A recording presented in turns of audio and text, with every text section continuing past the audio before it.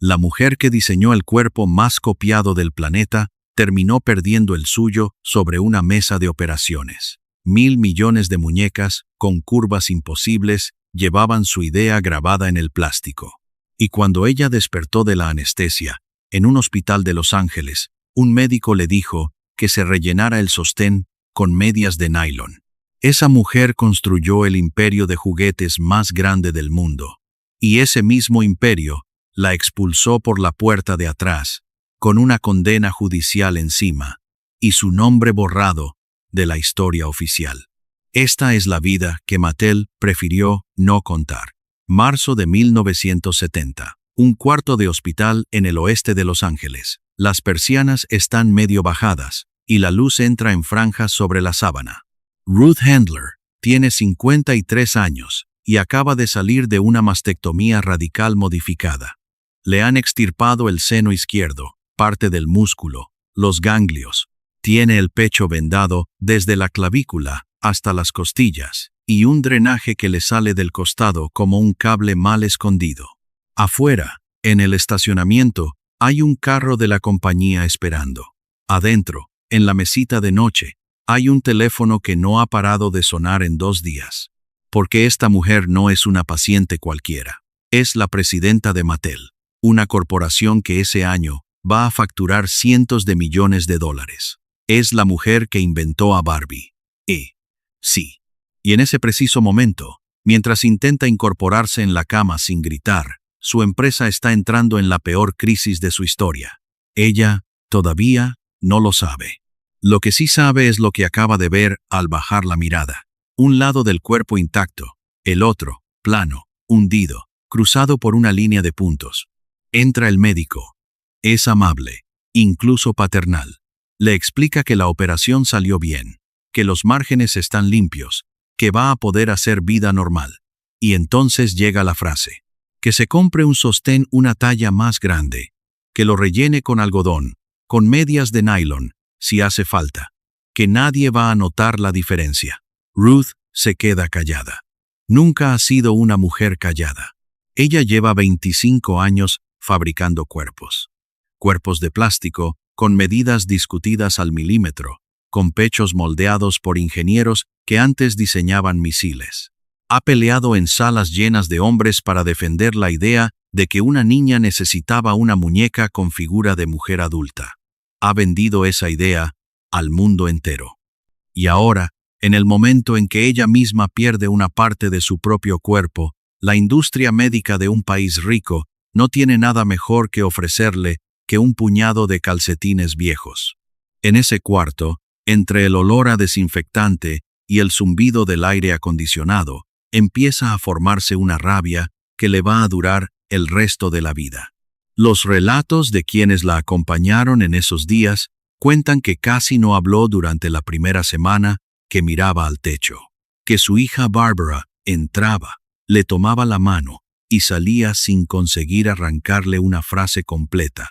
Ruth Handler tenía un talento particular para transformar el dolor en producto. Lo había hecho toda su vida. Pero esta vez, el golpe llegó desde 3 direcciones al mismo tiempo, y ninguna de las 3 estaba en su plan. Su cuerpo se rompió. Su empresa se rompió. Y unos años más tarde, un fiscal federal iba a leer su nombre en voz alta en una corte de California, en una lista de cargos por fraude. La niña que creció sin muñecas, la secretaria de Denver que se subió a un tren con una maleta y ninguna garantía. La mujer que puso una muñeca de 11 pulgadas y media en las manos de 1.000 millones de niñas. Todo eso terminó en esa cama de hospital, con un drenaje en el costado y un médico hablándole de medias de nylon. Pero para entender cómo llegamos hasta aquí, hay que volver al principio, muy al principio, a una casa de Denver, Colorado, donde nadie esperaba nada de la 10ª hija. 4 de noviembre de 1916. Denver, Colorado. Nace una niña llamada Ruth Mariana Moscow. Es la 10ª. La última. Sus padres, Jacob e Ida, llegaron de Polonia con la ola de inmigrantes judíos que cruzó el Atlántico a principios de siglo. Jacob llegó primero, solo, escapando del servicio militar del Imperio ruso, Trabajaba el hierro. Ida llegó después, con 6 hijos colgados de las faldas, y sin hablar una palabra de inglés. Nunca la aprendió del todo. En esa casa no había dinero. Había ruido, sopa, y un cansancio que se heredaba. Cuando nace Ruth, Ida tiene 40 años y una salud destrozada. Necesita una cirugía de vesícula y una recuperación larga. Y entonces la familia toma una decisión que hoy nos parecería brutal y que en 1917 era simplemente lo que se hacía. A los 6 meses de nacida, entregan a la bebé a su hermana mayor. Sarah tiene 20 años, está recién casada con un hombre llamado Louis Greenwald y vive a unas cuadras de distancia. Se lleva a la niña a su casa. La idea es que sea algo temporal, unas semanas, unos meses. Ruth se quedó 19 años. Creció llamando mamá a una mujer que era su hermana. Creció viendo a su madre biológica en visitas como se visita a una tía lejana.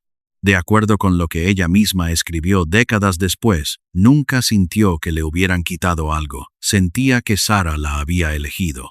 Pero también reconoció, ya de anciana, que en toda su vida le costó enormemente el contacto físico, los abrazos, las palabras tiernas. Algo se desconectó en esos primeros meses, y nunca volvió a conectarse igual. Sarah y Louis no eran gente de sentarse a jugar, eran gente de trabajar. Louis tenía una farmacia con fuente de sodas en el centro de Denver, y más tarde un negocio de suministros para construcción.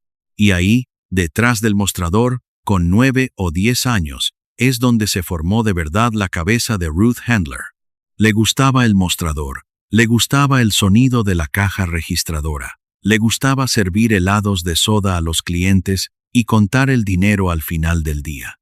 Mientras las otras niñas del barrio jugaban en la banqueta, ella pedía permiso para quedarse 1 hora más en la tienda. Ruth Moscow no jugaba con muñecas. Le parecían aburridas. Bebés de porcelana con la boca abierta, esperando que alguien les diera de comer. No entendía la gracia. Ella prefería los negocios de los adultos, las conversaciones de los adultos, los problemas de los adultos. La mujer que iba a fabricar la muñeca más vendida de la historia fue una niña a la que las muñecas no le decían absolutamente nada. De adolescente era flaca, morena, de ojos grandes y una lengua rápida. Los que la conocieron en esa época la describían con una palabra que la persiguió toda la vida: intensa. A los 16 años, en un baile de una organización juvenil judía en Denver, un muchacho de aspecto tímido se le acercó y le pidió una pieza. Se llamaba Isadore Elliot Handler. Todos le decían Easy. Tenía 19 años, dibujaba todo el tiempo, y venía de una familia todavía más pobre que la de ella. Vivía en un departamento diminuto con sus padres y sus hermanos. Quería ser artista, algo que en la Denver de 1932, en plena Gran Depresión, sonaba tan realista como querer ser astronauta. Bailaron.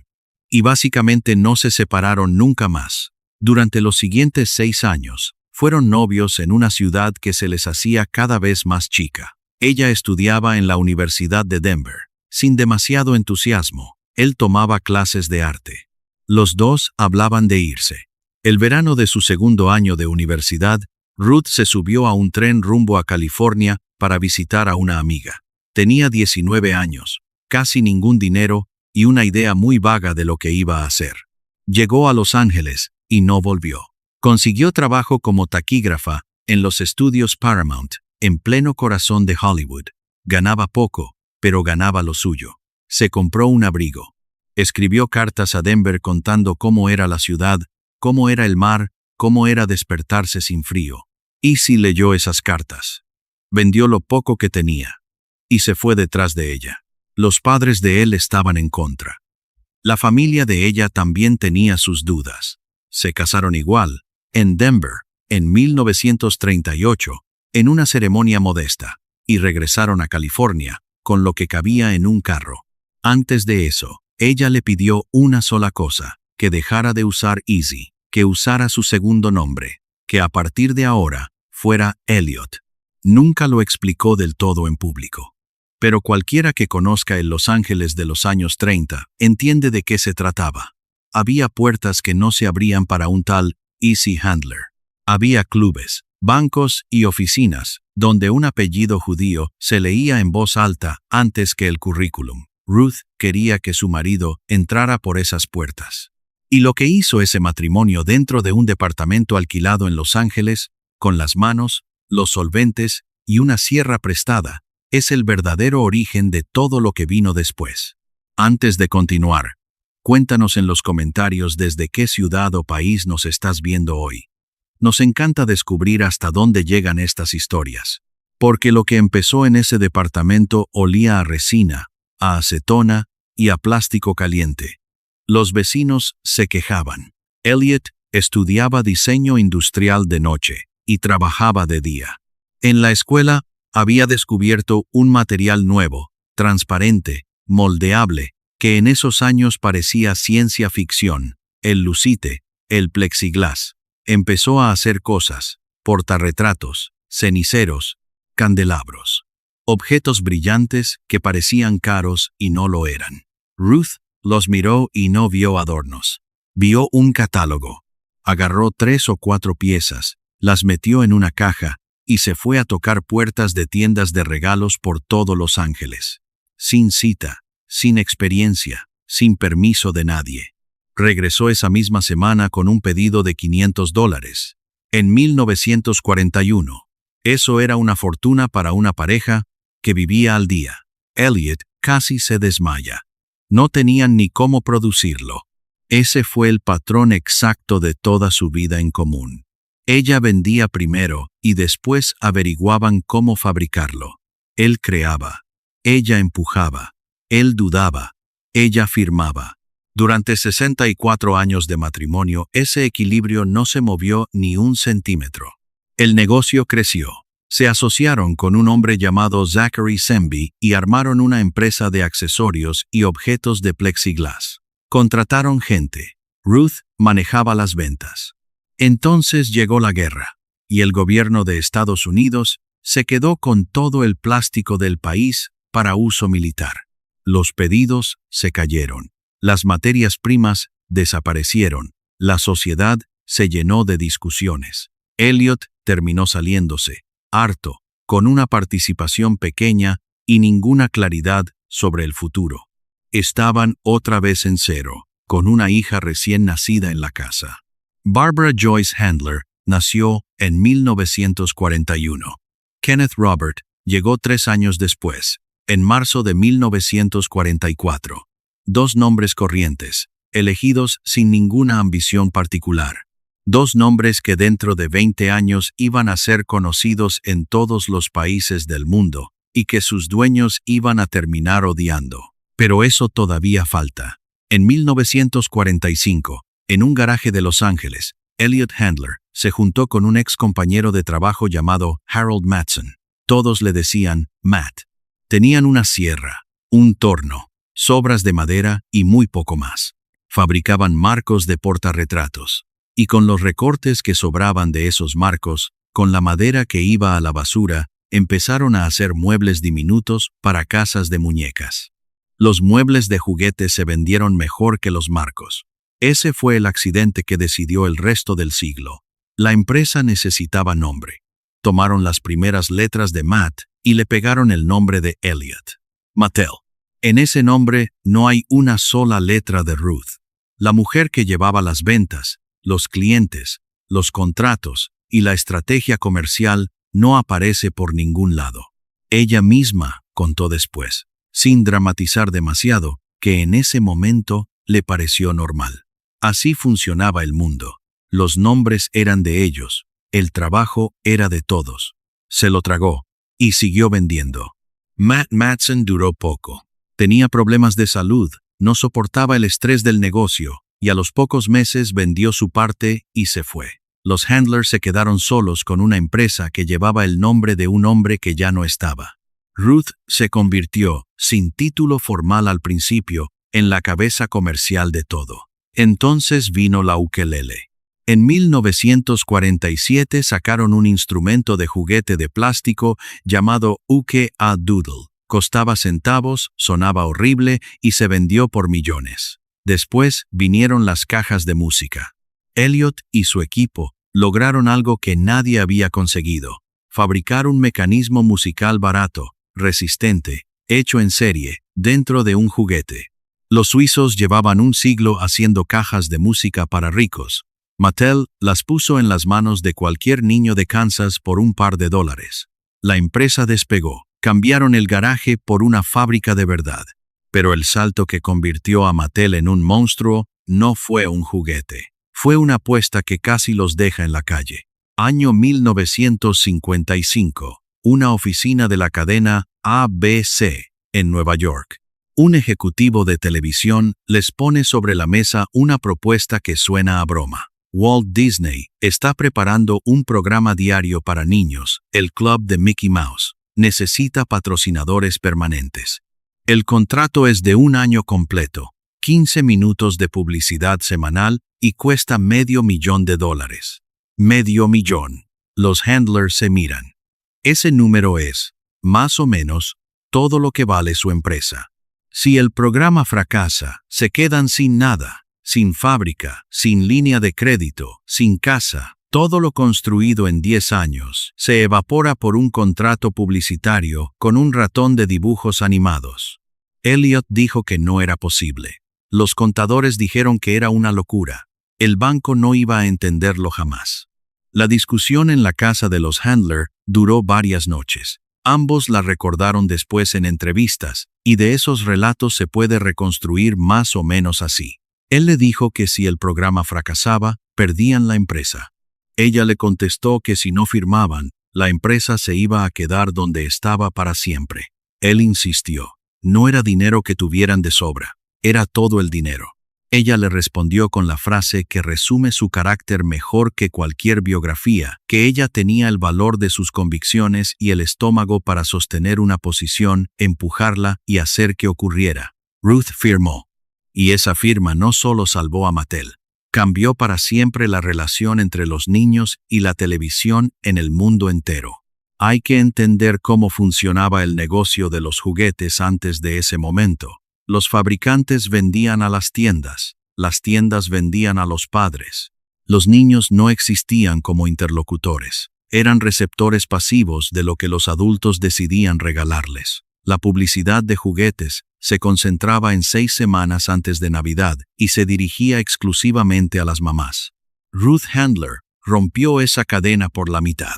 Su apuesta era simple y brutal: hablarle directamente al niño, todo el año, todos los días, sin pasar por el filtro del adulto. El producto elegido para el debut fue una metralleta de juguete que hacía un ruido ridículo, la Burp Gun. En el comercial, no había una madre feliz, ni un texto explicativo. Había un niño disparando y divirtiéndose como loco. El efecto fue inmediato y desproporcionado. Los niños empezaron a pedir la Burp Gun. No en Navidad, en marzo, en julio, en cualquier martes cualquiera. Empezaron a llorar en los pasillos de las tiendas. Empezaron a nombrar una marca específica, algo que hasta entonces casi ningún niño hacía. Mattel vendió más de 1 millón de unidades en un año. Las ventas de la compañía saltaron. Los pedidos se acumulaban. Y en las oficinas de la competencia empezaron a estudiar con pánico lo que estos dos judíos de Denver acababan de inventar sin proponérselo del todo: el mercado infantil moderno. Todo lo que hoy conocemos como marketing dirigido a niños, con sus luces y con sus sombras, nació en esa decisión de 1955. Ruth nunca se disculpó por eso. Le preguntaron muchas veces, ya de grande, si le pesaba haber creado una máquina de deseo infantil. Su respuesta siempre fue de la misma familia. Ella no inventó las ganas de los niños, solo dejó de fingir que no existían. Con el dinero de la Burp Gun, llegaron los almacenes nuevos, los ingenieros, las patentes. Llegó también un hombre que va a ser central en esta historia, aunque el mundo casi haya olvidado su nombre. Jack Ryan tenía 29 años, un título de ingeniería de Yale y un currículum que no pegaba nada con una fábrica de juguetes. Venía de Raytheon, donde había trabajado en sistemas de misiles, los programas Hawk y Sparrow, armamento de Guerra Fría. Mattel lo contrató en 1955 para diseñar juguetes. Ryan era brillante, teatral, insoportable y absolutamente incansable. Vivía en una mansión de Bel Air, con pasadizos secretos, y organizaba fiestas medievales con invitados disfrazados. Firmó, entre él y su equipo, más de 1000 patentes. Diseñó el mecanismo de voz de Chatty Cathy, la muñeca que hablaba cuando le jalabas un cordón. Años más tarde, diseñaría los Hot Wheels. Y en 3 años más, iba a ser el hombre encargado de convertir en producto industrial la idea más arriesgada que a Ruth Handler se le ocurrió jamás. Una idea que a su propio marido le pareció un suicidio comercial. Verano de 1956. Lucerna, Suiza. La familia Handler está de vacaciones en Europa. Ruth camina por una calle del centro con Barbara, que tiene 15 años, y con Kenneth, que tiene 12. Se detienen frente a la vitrina de una tienda pequeña. Ahí adentro, colgada de un cordel, hay una muñeca. No es un bebé, no es una niña. Es una mujer adulta, de unos 30 centímetros, con cintura estrecha, pechos marcados, piernas largas, tacones, y una mirada de costado que no tiene absolutamente nada de infantil. Ruth se queda parada frente al vidrio, y en ese instante entiende, con una claridad casi física, algo que llevaba años intentando explicarle a hombres que no la escuchaban. Años antes, en el piso de la sala de su casa de Los Ángeles, había visto una escena que no se le borró nunca. Barbara tenía 9 o 10 años. Estaba tirada en la alfombra con 2 amigas del barrio y un montón de muñecas de papel recortadas de revistas. Al lado, una pila de vestidos de cartón con pestañitas dobladas para engancharlos en los hombros. Ruth se sentó en el sillón con una taza de café y se quedó mirando. Las niñas no jugaban a darles de comer. No las acostaban ni las mecían. Las vestían para salir. Les inventaban trabajos, citas, discusiones, mudanzas. Una de ellas decía que su muñeca iba a la universidad. Otra la mandaba a una fiesta y decidía en voz alta a qué hora regresaba. En una hora entera de juego, ninguna de las 3 pronunció la palabra bebé. Ruth dejó la taza y les preguntó por qué no jugaban con las muñecas de verdad que tenían en el cuarto. Barbara le contestó, sin levantar la vista del piso, que esas eran para cuando eran chiquitas.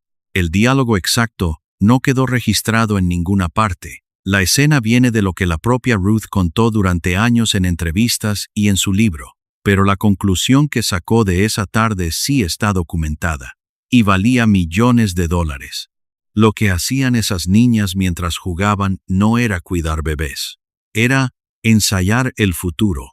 Se imaginaban grandes, se imaginaban con trabajo, con citas, con vida propia, y no existía en el mercado ni una sola muñeca tridimensional que les permitiera hacerlo. Ruth había llevado esa idea a las juntas de Mattel varias veces. Siempre chocó contra el mismo muro. Los ejecutivos, todos hombres, respondían con variaciones del mismo argumento. Ninguna mamá va a comprarle a su hija una muñeca con pechos. Elliot pensaba exactamente lo mismo, y se lo dijo en la cara. Entonces apareció esa vitrina en Lucerna. La muñeca se llamaba Build Lily, y su origen era todo menos inocente. Los hechos son estos. Lily nació como personaje de una tira cómica publicada en el diario alemán Bild, dibujada por Reinhard Büthien, a partir de 1952. La Lily del papel era una rubia descarada que vivía de su encanto. Se burlaba de los hombres y hacía chistes de doble sentido. En 1955, la convirtieron en muñeca de plástico. No se vendía en jugueterías, se vendía en tabaquerías, kioscos y bares. Era un regalo picante entre adultos, un souvenir de despedida de soltero. Ruth Handler compró 3. Según algunas versiones, más de una docena. Le dio una a su hija. Las otras se las llevó a Los Ángeles. Las puso sobre un escritorio de Mattel y dijo que quería exactamente eso, pero limpio, pero para niñas, pero mejor hecho. Le encargaron el proyecto a Jack Ryan. Ahí empieza uno de los procesos de desarrollo más obsesivos de la historia de la industria del juguete. 3 años. Rediseño completo del cuerpo. Discusiones interminables sobre la cara, el maquillaje, las cejas, el arco del pie. El material pasó del plástico duro a un vinilo suave que se sentía distinto en la mano. Le pusieron cabello implantado, mechón por mechón, en lugar del pelo pintado o pegado de las muñecas europeas. La ropa fue capítulo aparte. Ruth contrató a una diseñadora de moda, Charlotte Johnson, y le exigió costuras reales, cierres reales, forros reales, en prendas del tamaño de un pañuelo. Cada vestido era una pieza de alta costura en miniatura. La producción se montó en Japón, en talleres donde mujeres cosían a mano esos vestidos diminutos por sueldos de posguerra. Y cuando por fin tuvieron el producto terminado, Ruth le puso nombre. Barbie, por Bárbara, por su hija de 18 años, que en ese momento no tenía ni idea de lo que le venía encima. 9 de marzo de 1959. Feria del Juguete de Nueva York. Mattel monta su exhibición. Barbie está ahí, en su traje de baño de rayas blancas y negras, con lentes de sol, con los ojos mirando hacia un costado. Precio sugerido: $3. Los compradores pasan, miran y se van. Algunos se ríen, otros se incomodan y apuran el paso, porque hay algo en esa figura que no saben cómo colocar en un catálogo infantil. Uno de ellos, un hombre con 30 años de oficio, se detiene, la levanta, la gira en la mano y la vuelve a dejar sobre la mesa. Y le habla a Ruth con toda la calma del mundo, casi con ternura. Le dice que las niñas quieren bebés, que quieren jugar a ser mamás, que eso es lo que las madres compran, y que eso no lo va a cambiar nadie. Ruth le contesta que las niñas de 8 años no quieren ser mamás, quieren ser grandes. El comprador sonríe, le desea suerte y sigue caminando hacia el siguiente puesto. Sears, la cadena más poderosa de Estados Unidos, se negó a incluirla en su catálogo. La prensa especializada apenas la mencionó. El New York Times publicó su repaso de la feria hablando de cohetes de juguete y de pistolas espaciales. Barbie no apareció. Ruth volvió a Los Ángeles, con el peor resultado comercial de su carrera y la certeza de que todos ellos estaban equivocados. Los pedidos de las tiendas fueron ridículos. Mattel había invertido una fortuna en moldes, en producción japonesa, en diseño. Ese verano, dentro de la empresa, hubo conversaciones muy serias sobre cuánto dinero se iba a perder. Entonces empezaron a salir al aire los comerciales. Mattel volvió a hacer lo que había hecho con la Burp Gun: saltarse a los adultos.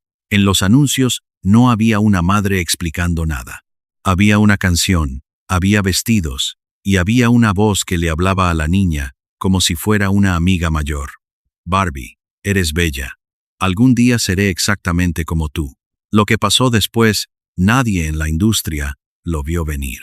Las niñas empezaron a entrar a las jugueterías pidiendo a Barbie por su nombre. No una muñeca, esa muñeca.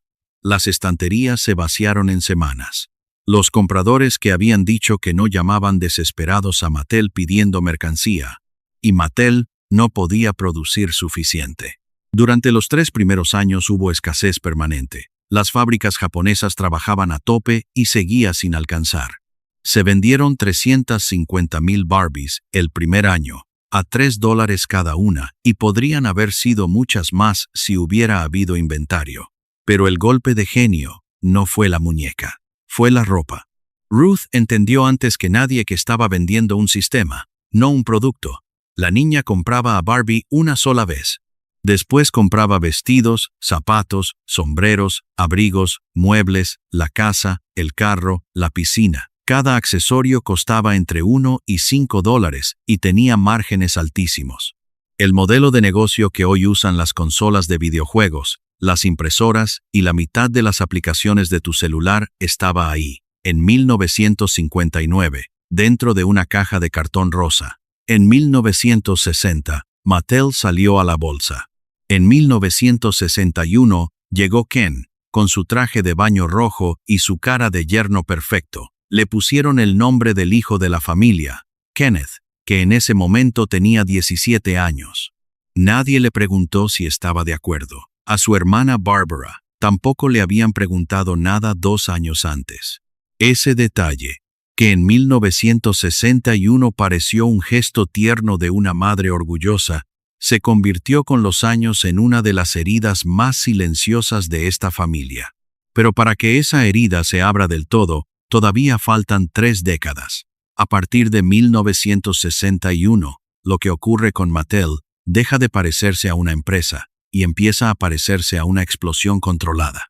Las ventas se multiplican año tras año. En 1963, la compañía entra en la lista Fortune 500. En 1965, Barbie sola ya ha generado más de $100 millones. Mattel se convierte en el fabricante de juguetes más grande del mundo, y no por poco, por mucho. Ruth Handler entra a la sala de juntas y ya no tiene que pelear por su turno para hablar. Es presidenta. Es la mujer más poderosa de la industria del juguete y una de las ejecutivas más visibles de Estados Unidos en una época en que las mujeres necesitaban la firma del marido para pedir una tarjeta de crédito. Le dieron el premio a la Mujer del Año en los negocios. La invitaron a dar conferencias. La fotografiaron rodeada de muñecas, sonriendo, con el pelo perfecto. Adentro de la empresa, mientras tanto, se estaban armando 3 bombas de tiempo. La primera bomba tenía forma de mujer alemana, porque Bild Lilly seguía existiendo. Sus fabricantes, la empresa alemana Greiner, Hauser, veían con creciente irritación cómo una compañía californiana vendía millones de unidades de algo que se parecía muchísimo a su producto.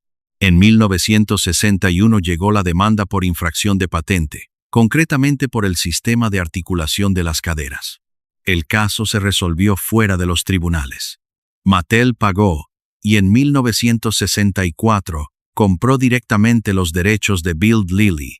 Al año siguiente, la producción alemana de Lilly se detuvo para siempre. La abuela de Barbie desapareció del mercado, comprada y guardada en un cajón. Durante décadas, la versión oficial que Mattel contó al público fue mucho más simple. Una madre estadounidense vio jugar a su hija con muñecas de papel y tuvo una idea. Todo eso es cierto. Simplemente no es todo. La segunda bomba se llamaba Jack Ryan, el ingeniero de misiles que había convertido la idea de Ruth en un objeto industrial fabricable en millones de unidades, cobraba regalías sobre los productos que desarrollaba. A medida que Barbie crecía, esas regalías se volvían astronómicas, y la relación entre Ryan y los Handler se fue pudriendo con los años, entre discusiones de dinero y discusiones de autoría. Ryan salió de Mattel en 1970 en pésimos términos. Después vinieron los abogados. Hasta el día de hoy, su familia sostiene que él fue el verdadero creador de Barbie. Los defensores de Ruth responden que sin ella la muñeca ni siquiera habría existido, porque durante años fue la única persona en todo el edificio que creyó en ella. Las dos posiciones tienen argumentos sólidos. La verdad probablemente vive en el espacio incómodo del medio. La tercera bomba era la más peligrosa de todas, porque no tenía nombre ni cara. Era el crecimiento. Mattel había prometido a Wall Street algo muy concreto: crecer un porcentaje determinado cada año, sin fallar. Y durante 15 años lo cumplió. Los analistas se acostumbraron. Los inversionistas se acostumbraron. El precio de la acción estaba construido sobre esa promesa. Una empresa que crece siempre es una empresa que no puede permitirse un mal trimestre. Y en toda la historia del capitalismo no existe una sola compañía que crezca para siempre. Ruth Handler tenía 52 años, la presidencia de un imperio, un matrimonio sólido, 2 hijos adultos, una casa preciosa y su nombre en las revistas. Le quedaban 18 meses de esa vida, porque a finales de 1969 empezó a sentir algo raro en el pecho. Un bulto pequeño, duro, que no dolía. No le dijo a nadie. Tenía una agenda imposible y 300 empleados dependiendo de sus decisiones. Dejó pasar los meses. Y mientras ella callaba lo que estaba creciendo dentro de su propio cuerpo, en las oficinas de contabilidad de Mattel, alguien empezaba a maquillar los primeros números. El bulto no se fue. A comienzos de 1970, Ruth por fin se hizo revisar. El diagnóstico llegó rápido. Cáncer de mama. La recomendación médica de la época era una sola, sin matices ni segundas opiniones. Cirugía. Inmediata. Ella pidió una cosa, que no se enterara la prensa. En 1970 la palabra cáncer todavía se decía en voz baja y la palabra seno directamente no se decía en televisión. Una ejecutiva de una empresa cotizada en bolsa con cáncer de mama era, para el mercado, una señal de debilidad. Ruth Handler entró al hospital como si fuera un viaje de negocios más. Salió partida en dos. La cirugía fue más agresiva de lo que esperaba. La recuperación fue larga y dolorosa. El brazo izquierdo se le hinchó y perdió fuerza. Durante meses no pudo levantarlo por encima del hombro. Pero el daño peor no estaba en el cuerpo. Ella misma lo contó años después, sin adornos. Durante mucho tiempo no fue capaz de mirarse desnuda en un espejo. Se cambiaba de ropa en la oscuridad. Evitaba las tiendas de ropa. Una mujer que había construido su vida entera sobre la seguridad en sí misma se descubrió a los 53 años, escondiéndose de su propio reflejo. A la fábrica volvió antes de tiempo. Volvió porque no sabía hacer otra cosa. Volvió porque en esa oficina ella seguía siendo Ruth Handler y en su casa era una paciente. Volvió tomando calmantes fuertes, con un brazo que no respondía, a una empresa que ya se estaba incendiando por dentro. Y aquí es donde la historia deja de ser la de una mujer y pasa a ser la de un desastre corporativo. Los hechos son estos. En 1970, un incendio destruyó una planta clave de Mattel en México. Semanas después, una huelga portuaria en el lejano oriente bloqueó los embarques que venían de Asia, que era donde se fabricaba buena parte del catálogo. Los contenedores no llegaban. Los pedidos no se podían surtir. La temporada navideña de ese año se torció. Al mismo tiempo, el mercado del juguete se enfrió. Una recesión, una caída del consumo, competencia nueva. Cualquier empresa normal habría reportado un mal año y habría seguido adelante. Mattel no podía reportar un mal año. 15 años seguidos de crecimiento ininterrumpido habían creado una trampa perfecta. La acción valía lo que valía por esa promesa. Los bancos habían prestado por esa promesa. Los ejecutivos tenían opciones sobre acciones ligadas a esa promesa. Así que los números se arreglaron. Entre 1971 y 1973, la contabilidad de Mattel registró ingresos que no correspondían a la realidad. Se contabilizaron como ventas cerradas, mercancías que no se habían enviado y en algunos casos pedidos que ni siquiera existían. Cuando esos pedidos fantasma tenían que aparecer o desaparecer, se generaban devoluciones y cancelaciones que se enterraban en otras cuentas. El nombre que aparece una y otra vez en los documentos de la época es el de Seymour Rosenberg, vicepresidente ejecutivo y director financiero, llegado a Mattel en 1971. La compañía llegó a declarar utilidades récord en trimestres en que estaba perdiendo dinero. En 1973, el castillo se cayó. Mattel tuvo que reconocer públicamente pérdidas enormes. La acción se desplomó. Los accionistas presentaron demandas. Y la Comisión de Bolsa y Valores de Estados Unidos, la SEC, abrió una investigación formal. En 1974, Mattel admitió haber inflado sus resultados. El acuerdo con la SEC fue humillante para la familia fundadora. Un tribunal impuso la entrada de directores externos que tomarían el control efectivo del consejo. Rosenberg salió. Los auditores salieron. Y en 1975, después de 30 años, Ruth y Elliot Handler dejaron la empresa que habían levantado desde un garaje. No hubo homenaje. No hubo discurso de despedida. No hubo placa. Salieron. Hay una imagen de esos días que quienes trabajaban en el edificio recordaron durante años. Una mujer de casi 60 años, bajando por el pasillo de la planta ejecutiva con una caja de cartón en los brazos, pasando frente a las vitrinas donde estaban expuestas, iluminadas y ordenadas por fecha, todas las muñecas que ella había inventado. Nadie salió a despedirla de las oficinas. Ella conocía a esa gente. Había contratado a la mitad, había ido a sus bodas, había mandado flores a sus hospitales, había peleado con recursos humanos por sus aumentos. El día que una empresa decide que alguien es un pasivo, ese alguien deja de existir en cuestión de horas. Dentro de esa caja, según lo que ella contó, no había casi nada de valor. Papeles personales, fotos. Una Barbie de las primeras, de 1959, con el traje de baño de rayas y los ojos mirando de lado. Se la llevó a su casa.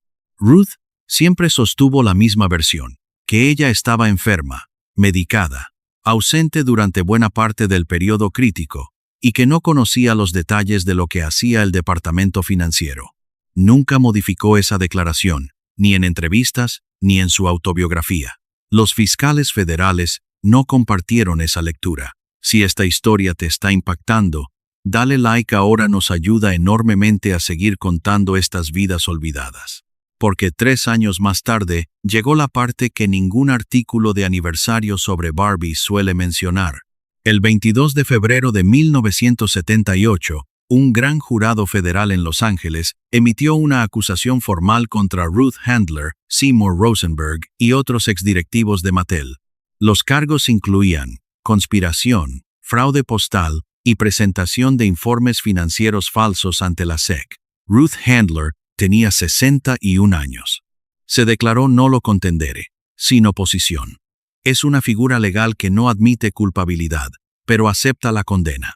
En términos prácticos, deja de pelear. La sentencia se dictó ese mismo año.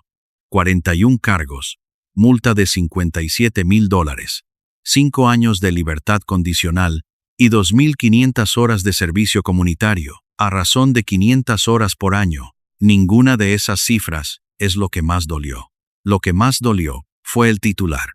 De la noche a la mañana, la mujer que había aparecido en las portadas como símbolo del éxito femenino estadounidense, apareció en las mismas portadas como una ejecutiva condenada por fraude. Los mismos periódicos, las mismas fotos de archivo. Otro pie de foto. Sus amigos de toda la vida dejaron de llamar. Las invitaciones se acabaron. Los clubes a los que pertenecía desde hacía 20 años se volvieron incómodos. Un domingo cualquiera, en un restaurante de Los Ángeles, una mujer se acercó a su mesa para decirle que le daba vergüenza haber comprado juguetes de su empresa. Ruth no contestó, pagó la cuenta y se fue. Ella escribió después que en esos años entendió una cosa sobre el poder, que se presta, nunca se tiene, y que el día que se lo quitan a uno, se descubre quién estaba ahí por afecto y quién estaba ahí por acceso. Casi nadie estaba ahí por afecto. Elliot se refugió en la pintura. Dejó de hablar de Mattel. Cuando le preguntaban por la empresa, cambiaba de tema con una educación helada. Se quedó sola en una casa grande, con 61 años, sin empresa, sin reputación, con un cuerpo que le seguía recordando cada mañana que le faltaba algo y con 200,000 horas por delante, que ya no sabía cómo llenar. Es en este punto donde la mayoría de las biografías se apaga. La caída, la vergüenza, el retiro discreto, la muerte al final del párrafo. Ruth Handler tenía otros planes, y el segundo acto de su vida empezó en el peor lugar imaginable, el probador de una tienda departamental. Hay que retroceder un poco, a los meses inmediatamente posteriores a la cirugía de 1970. Cuando le dieron de alta, Ruth hizo lo que hacían todas las mujeres operadas en esa época. Fue a comprar una prótesis. Lo que encontró la dejó furiosa. Las prótesis mamarias de los años 70 eran, en su mayoría, bolsas de tela rellenas de fibra o de goma espuma. Se deformaban, se movían, absorbían el sudor. Algunas eran tan livianas que la ropa colgaba torcida. Otras eran tan rígidas que se marcaban debajo de la blusa. Prácticamente todas venían en una sola forma, indiferente al lado del cuerpo al que estaban destinadas. Ruth probó una tras otra en el probador de una tienda. Se miró en el espejo con la blusa puesta. Nada le quedaba bien. En algún momento de esa tarde, según lo que ella misma relató, se echó a llorar de rabia en un vestidor con cortina. Después salió, se subió a su carro y empezó a pensar como siempre había pensado. Un producto mal hecho es un mercado esperando. Ella conocía el molde. Conocía el vinilo, el poliuretano, la silicona líquida. Llevaba 30 años fabricando cuerpos femeninos en serie, con tolerancias de milímetros. Sabía exactamente a quién llamar y cuánto costaba un molde de inyección. La diferencia era que esta vez el cuerpo era el suyo. En 1975 fundó una compañía nueva, Ruthton Corporation, y se asoció con un especialista en prótesis llamado Peyton Massey. Trabajaron con moldes de mujeres reales. Buscaron un material que tuviera el peso correcto, porque una prótesis demasiado liviana desequilibra la postura y termina causando dolor de espalda y de cuello. Tomaron una decisión que hoy parece de sentido común y que en ese momento no existía en la industria. Fabricaron prótesis izquierdas y prótesis derechas.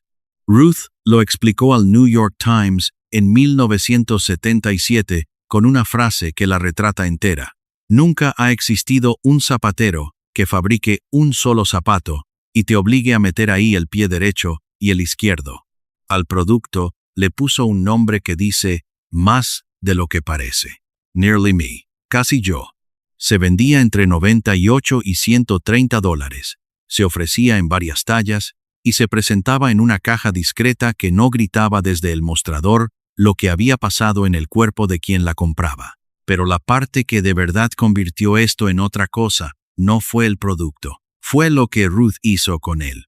La mujer que había presidido una corporación de Fortune 500 se subió a un avión con una maleta de muestras y se puso a recorrer tiendas departamentales de Estados Unidos, ciudad por ciudad. Entraba al departamento de lencería, montaba una mesa y atendía personalmente a las clientas. Ella misma medía, ella misma ajustaba, ella misma entraba al probador. Las escenas se repetían con una regularidad que ella describió muchas veces. Una mujer llegaba al mostrador mirando hacia el piso. Hablaba en voz baja, como si estuviera pidiendo algo prohibido. A veces venía con el marido esperando afuera, incómodo, fingiendo interés en las corbatas. Entraban al probador. Ruth le pedía que se quitara la blusa. Muchas se quedaban paralizadas, porque hacía meses que no se dejaban ver por nadie, ni siquiera por ellas mismas. Entonces Ruth hacía lo único que ninguna vendedora de material médico hacía en 1976. Se abría su propia blusa. Le mostraba su cicatriz.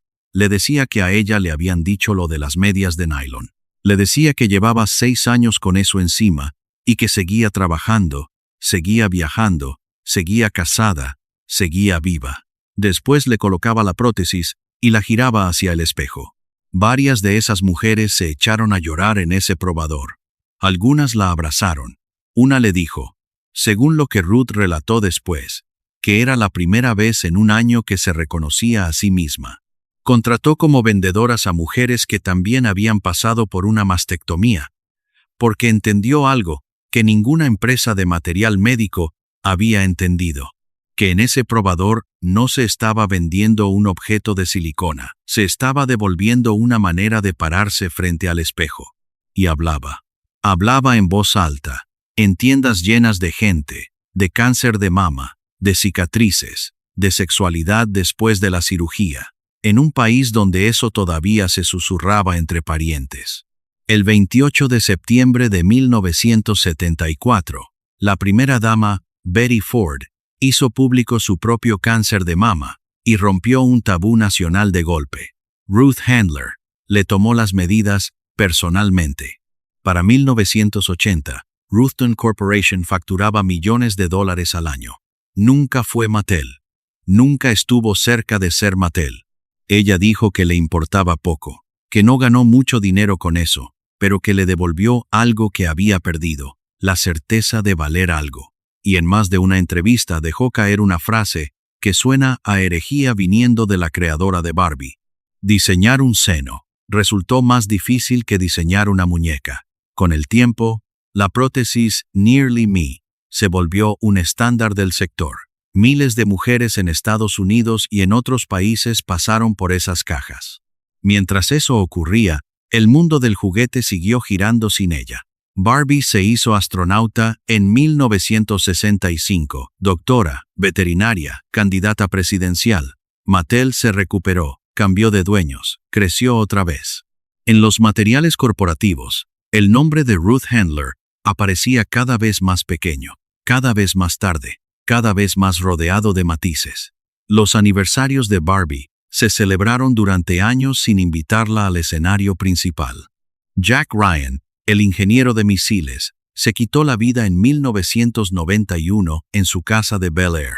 El hombre que hizo caminar a Barbie pasó sus últimos años peleando porque alguien reconociera que la había hecho caminar. Ruth siguió trabajando. Vendió Ruthton a Kimberly Clark en 1991 y por fin, a los 75 años, se retiró de verdad. Tenía dinero, tenía nietos, tenía a Elliot, que seguía a su lado después de más de 50 años de matrimonio. Podría haber terminado ahí, en paz. Y entonces todo se desmoronó. Kenneth Handler nunca quiso ser Ken. Nació en marzo de 1944 en Los Ángeles, y creció siendo el hijo menor de una casa donde los dos padres trabajaban 16 horas al día. Fue músico, fue fotógrafo, fue guionista y director de cine. Fundó un sello discográfico a los 22 años, y más tarde otro junto al cantante Pat Boone. Dirigió películas que casi nadie vio. Todo lo que hizo lo hizo lejos de los juguetes. En 1970, cuando tenía 26 años, le escribió a sus padres una carta que hoy resulta escalofriante por lo temprana que fue. En esa carta cuestionaba lo que sus muñecas les estaban enseñando a los niños. El consumo, la apariencia, la manera en que se representaba el deseo y el cuerpo. No escribía como crítico cultural. Escribía como hijo. Su hermana Barbara nunca disfrutó tampoco la fama de su nombre. Durante décadas evitó las entrevistas, rechazó actos públicos y pidió que la dejaran en paz. Ser la niña que le dio nombre a Barbie significaba que cualquier desconocido, en cualquier fiesta, se sintiera con derecho a compararla con una muñeca de plástico. 2 hijos. 2 nombres regalados al mundo sin que nadie les preguntara. En 1990, Kenneth se sentó con sus padres y les dijo 2 cosas: que era gay y que tenía SIDA. Estamos en 1990. El diagnóstico, en esos años, era una sentencia con fecha aproximada. Los tratamientos existentes apenas retrasaban lo inevitable, y el estigma social hacía que muchas familias escondieran la enfermedad hasta el último día. Los Handler no lo abandonaron. Estuvieron con él. Lo acompañaron durante los 4 años que siguieron, con médicos, con viajes, con lo que hiciera falta. Kenneth Robert Handler murió el 11 de junio de 1994 en Nueva York. Tenía 50 años. La versión que la familia dio públicamente fue que había muerto de un tumor cerebral. Varios biógrafos e historiadores que investigaron el caso concluyen que la causa fue una complicación derivada del SIDA. Es fácil juzgar esa versión desde hoy. Es mucho más difícil imaginar lo que era, en 1994, sentarse frente a un periodista y explicar de qué murió tu hijo. Ruth tenía 77 años cuando enterró a Ken. Ese mismo año se publicó su autobiografía. El título era, con una ironía que ella probablemente no midió del todo, Dream Doll, la muñeca de los sueños. En ese libro contó lo del garaje, lo de Denver, lo de Lucerna, lo del cáncer, lo del juicio. Contó la caída sin pedir perdón y sin acusar a nadie por escrito. Mantuvo hasta el final que ella no supo lo que estaba pasando en la contabilidad. Y contó a su hijo con una sola línea entre paréntesis. Los últimos años los pasó en Los Ángeles, en una vida cada vez más pequeña. Elliot pintaba. Ella recibía a coleccionistas, contestaba cartas, firmaba muñecas viejas para gente que viajaba desde otros países solo para conocerla. El mundo, mientras tanto, empezó a devolverle algunas cosas. Entró al Salón de la Fama de la Industria del Juguete. Recibió premios de la Sociedad Americana del Cáncer por su trabajo de voluntariado. En los aniversarios de Barbie volvieron a llamarla, aunque siempre con una prudencia corporativa que ella notaba perfectamente. Nunca dejó de defender a su muñeca de las críticas. Cuando le decían que Barbie había hecho daño a generaciones de niñas con un cuerpo imposible, ella respondía siempre lo mismo, que su intención fue exactamente la contraria, que a través de esa muñeca, una niña podía imaginarse siendo cualquier cosa, que Barbie representaba sobre todo que una mujer tiene opciones. Se puede estar en desacuerdo con ella, millones de personas lo están, pero nunca cambió de argumento, ni cuando era rentable, ni cuando ya no lo era. En 2002, a los 85 años, le diagnosticaron cáncer de colon. La operaron en abril, y la mujer que había pasado la segunda mitad de su vida reconstruyendo cuerpos ajenos murió el 27 de abril de 2002, en Los Ángeles, por complicaciones de esa cirugía. Elliot estaba con ella. Llevaban 64 años casados. Él le sobrevivió 9 años más. Murió en 2011, a los 95, en la misma ciudad, pintando hasta el final. Los obituarios del mundo entero se publicaron con la misma foto y con el mismo título, Murió la creadora de Barbie. Y ahí está, exactamente ahí, la parte que casi nadie cuenta. Porque si uno se pone a leer lo que Ruth Handler dijo de sí misma en las 2 últimas décadas de su vida, aparece algo inesperado. No hablaba de la muñeca, hablaba de las prótesis. Ella lo dejó dicho con todas las letras. Cuando concibió a Barbie, creyó que era importante para la autoestima de una niña jugar con una muñeca que tuviera pechos. Y que con el tiempo, le pareció todavía más importante devolverles esa autoestima a las mujeres que la habían perdido. Su invento más famoso fabricó un cuerpo perfecto que ninguna mujer real puede alcanzar. Su invento más querido fabricó un cuerpo suficiente para mujeres reales a las que la vida ya les había quitado un pedazo. Y el nombre que eligió para ese segundo invento sigue siendo, 20 años después de su muerte, la frase más honesta que escribió jamás. Nearly me, casi yo. No, como antes, no perfecta, no, nueva, casi yo. Toda la vida de esta mujer cabe en esas 2 palabras. Hoy se han vendido más de 1.000 millones de Barbies en más de 150 países. Se calcula que, en promedio, se compra más de una por minuto en algún lugar del mundo. La muñeca ha tenido más de 200 profesiones distintas. Astronauta antes de que una mujer llegara al espacio, doctora, jueza, piloto, candidata a la presidencia de Estados Unidos en varias elecciones. También ha sido acusada con razones de haber lastimado a varias generaciones. Estudios de las últimas décadas han señalado que sus proporciones, trasladadas a escala humana, serían anatómicamente imposibles y que la exposición temprana a ese modelo puede afectar la imagen corporal de las niñas. En 1965, Mattel lanzó una Barbie de pijamada que venía con una báscula marcada en 55 kilos y un librito con un consejo de dieta de 2 palabras, no comas. Esa muñeca existió. Estuvo a la venta. Y la firma que la aprobó estaba en la oficina de la presidencia. Mattel terminó reconociéndolo a su manera. En 1997 modificó el molde del cuerpo. En 2016, lanzó por fin versiones con distintas alturas, tonos de piel y complexiones. 57 años para admitir que las mujeres tienen más de una forma. En 2023, una película sobre esa muñeca recaudó más de $1.400 millones en todo el planeta. En ella, el fantasma de Ruth Handler se le aparece a Barbie en una cocina y le habla como una abuela. Lo interpreta la actriz Rhea Perlman. La película menciona, de pasada y con humor, el asunto de los cargos por fraude. Millones de personas rieron con ese chiste sin tener idea de que era verdad. Hay algo más de Ruth Handler que sigue vivo hoy, aunque casi nadie lo asocia a su nombre. Cada vez que un niño de 3 años sabe cantar la canción de una marca antes de saber leer, ahí está su decisión de 1955. Cada vez que un juguete se vende no por lo que hace, sino por el mundo de accesorios que promete después. Ahí está su modelo de 1959. La publicidad dirigida a la infancia, tal como existe en la televisión, en las tabletas y en los videos que tus hijos ven en el celular, empezó con la firma de una mujer que apostó todo lo que tenía a un ratón de dibujos animados. Ella construyó el espejo en el que millones de niñas aprendieron a mirarse. Y después construyó, con sus propias manos, la pieza que devuelve a una mujer al espejo cuando la vida ya la rompió. Las dos cosas son de la misma persona. Las dos cosas dicen exactamente lo mismo desde lados opuestos, que el cuerpo de una mujer nunca ha sido solo un cuerpo, y que quien controla esa imagen tiene un poder enorme y una responsabilidad todavía más grande.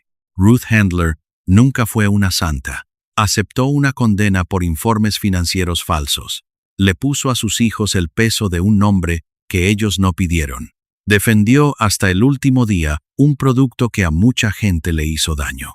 Al mismo tiempo fue una mujer de un país que en 1938 no la dejaba abrir una cuenta bancaria sin permiso de un hombre y que a fuerza de terquedad construyó una de las empresas más grandes del mundo, perdió todo, se enfermó, se levantó y usó su propia mutilación para inventar algo que le sirvió a miles de desconocidas. La pregunta que deja esta vida es incómoda, y por eso vale la pena hacerla. ¿Cuántas de las personas que hoy admiramos sobrevivirían a que se cuente su historia completa? ¿Y cuántas de las que despreciamos por un solo capítulo merecerían que alguien leyera el resto del libro? Piensa un segundo en tu propia vida, en eso que hiciste mal y que todavía cargas, en lo que construiste después, cuando ya nadie te miraba. Nadie es un solo titular. Ruth Handler murió sabiendo que su obituario iba a decir creadora de Barbie, y que casi nadie iba a mencionar la caja discreta que ella misma entregaba en los probadores de las tiendas.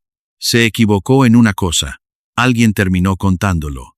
Suscríbete y activa la campanita para no perderte la próxima historia. Y cuéntanos en los comentarios, ¿conocías toda esta historia? ¿Qué es lo que más te ha sorprendido?